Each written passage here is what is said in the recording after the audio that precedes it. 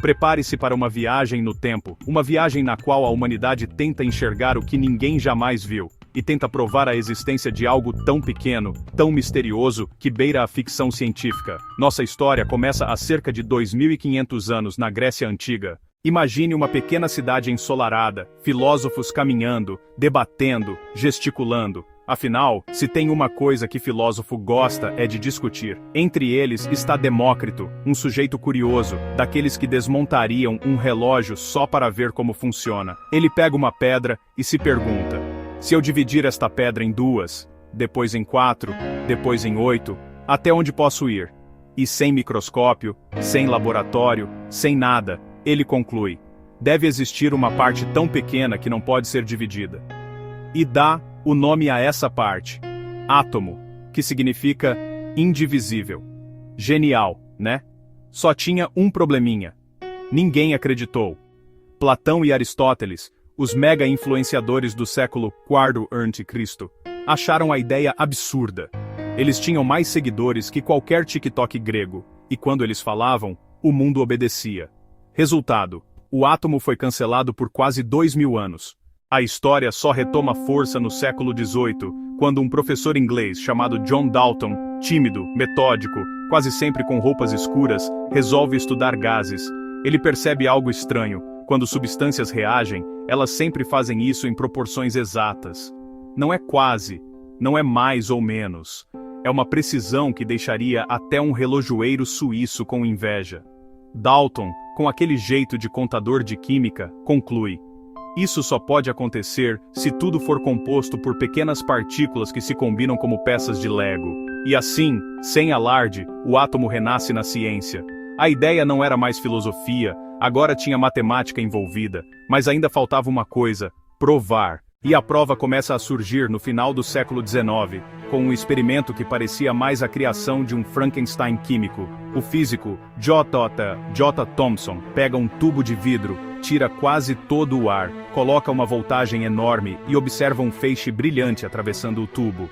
Esse feixe era atraído por cargas positivas. Isso significa que ele era feito de partículas negativas.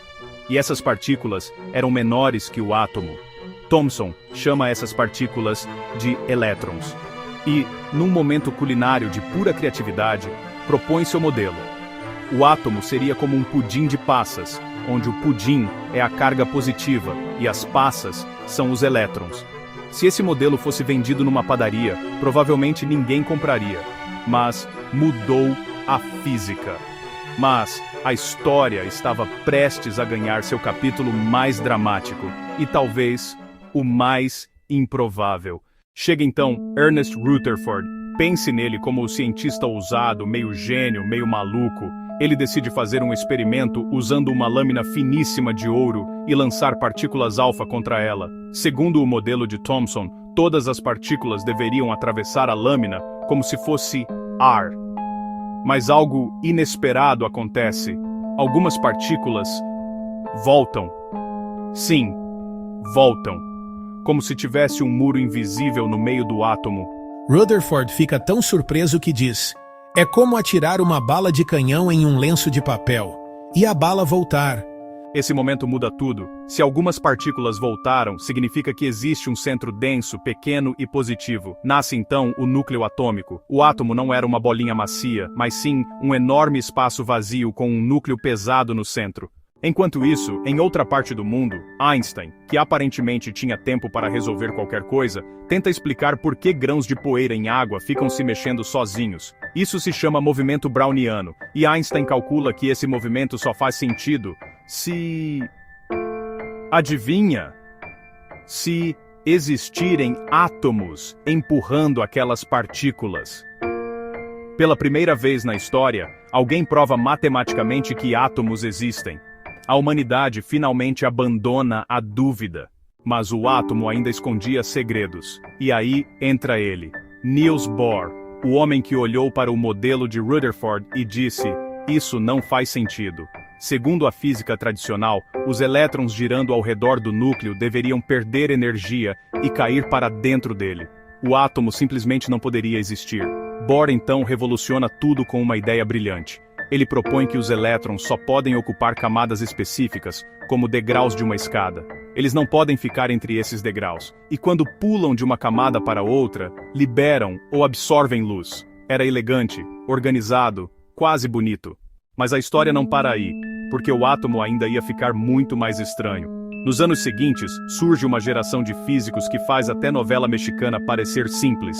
Heisenberg, Schrödinger, Dirac e outros nomes que dão dor de cabeça só de pronunciar. Eles mergulham tão fundo no comportamento dos elétrons que percebem algo chocante. Os elétrons não são bolinhas, não giram em trajetórias fixas e não podem ter posição definida. Eles se comportam como probabilidade. A visão clássica do átomo vira poeira.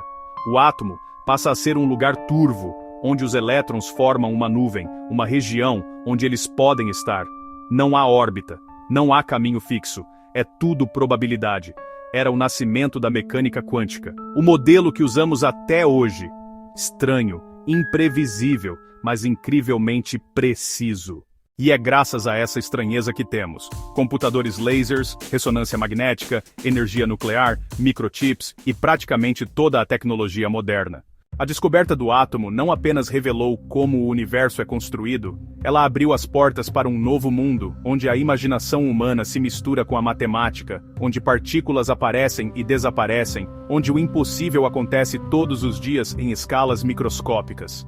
E pensar que tudo começou com um homem segurando uma pedra, perguntando a si mesmo: até onde posso dividir isso?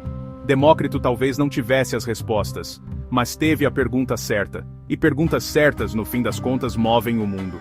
Essa é a história do átomo. Uma história de intuição, coragem, erros, descobertas e muita teimosia. Uma história que prova que o invisível pode ser desvendado, se olharmos com atenção suficiente.